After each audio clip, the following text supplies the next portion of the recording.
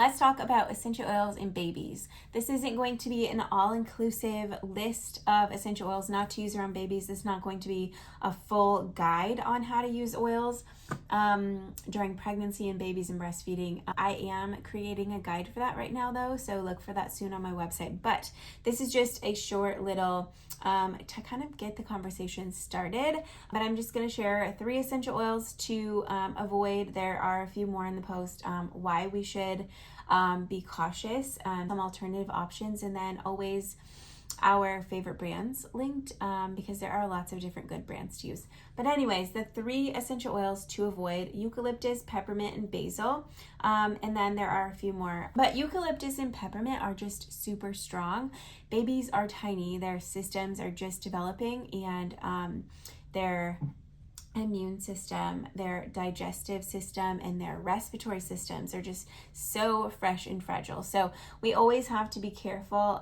But eucalyptus and peppermint are very potent and strong respiratory essential oils. So using them, whether it's diffusing them or having them on your skin or clothing and holding the baby, we just have to be cautious in that because it can kind of upset their respiratory system.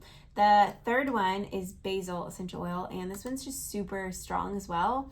All essential oils are, but this one is known for like analgesic and anti-inflammatory, antibacterial properties. A very effective and potent essential oil, but not safe for babies.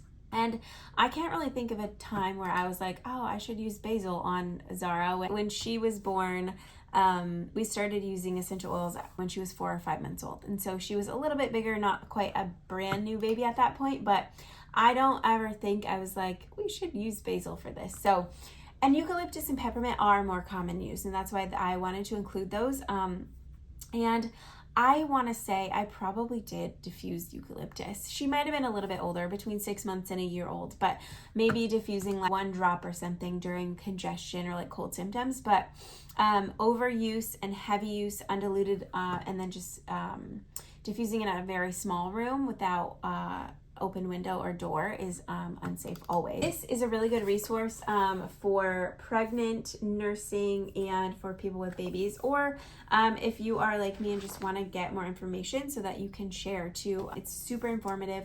It's a Young Living based book though, so keep that in mind. So they talk a lot about Young Living and different things, and we all know, or well, I shouldn't say we all know, but Young Living is a lot more loose with their safety, and so just to keep that in mind. But this is very informative, and it kind of just like took my fear away, because when you learn and you know what you're doing, you don't have to be scared because you've done your research and you know. So it's kind of one of those things. But do your other research too. Don't just read this book and then that's it. Next, I'll share a list of essential oils that are generally safe when used properly, when used diluted. And when I say properly, safely, that just means when you're using them topically on babies or kids. There will be a dilution chart in this blog post too. So by age, what you should be diluting your essential oils to. But when using topically, make sure you dilute to that percentage. That is there for a reason. That's not for fun. That is for safety. And it's especially important with babies, people with sensitive skin, or elderly. And then when you're diffusing, like I mentioned before, open the doors. You shouldn't be diffusing 20 drops of eucalyptus or whatever essential oil it is in a tiny room. You want to make sure you're doing 1, maybe 2 drops of essential oil in a bedroom if that's what you're in, and open the doors, open a window if you can. You want to make sure that you're using them in moderation and safely, especially when diffusing around babies. And then internally, they should never be using essential oils internally. There's a time and place occasionally for adults and maybe older kids to be using essential oils like that, but babies obviously should never be.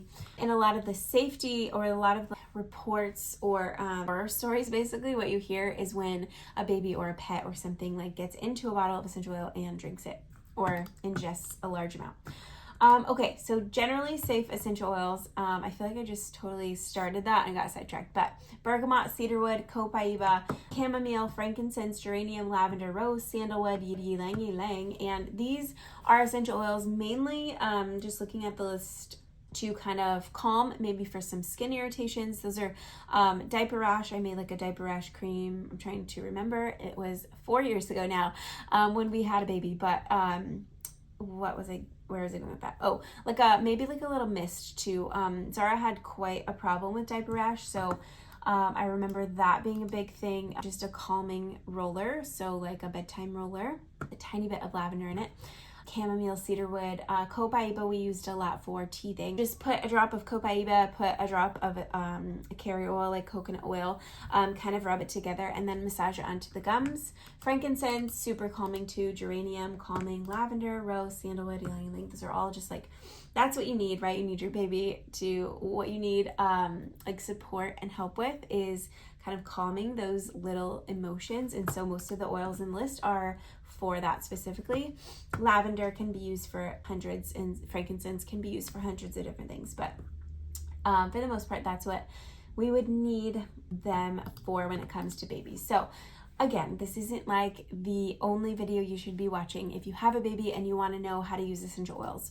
It's just kind of a quick little guide. Let me know though what questions you do have and I can add them to the guide that I will have available soon. But I think that's it. Thank you guys so much for watching. I hope you have a good day. Bye.